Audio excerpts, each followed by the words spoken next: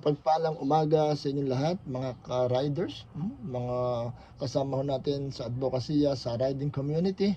Binabati ko po ang RMRC or ang Road Users Motorcycle Riders Club Incorporated Laguna Chapter sa inyong ika-7 taong anibersaryo.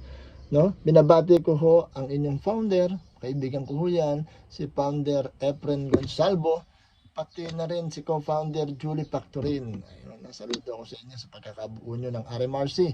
Ganon din siyempre sa pamumuno siyempre ng kanilang presidente, si RMRC President Basilio Paga Jr. Ayun bro, ayun.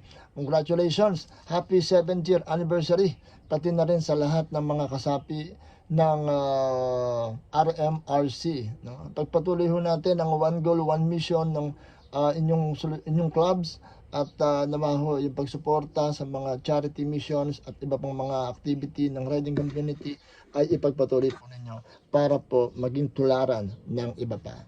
Muli po, happy 7th year anniversary ngayong araw na ito, August 24, dyan gaganapin sa Quezon Province sa Sariaya. Mabuhay po kayo, 7th year anniversary RMRC.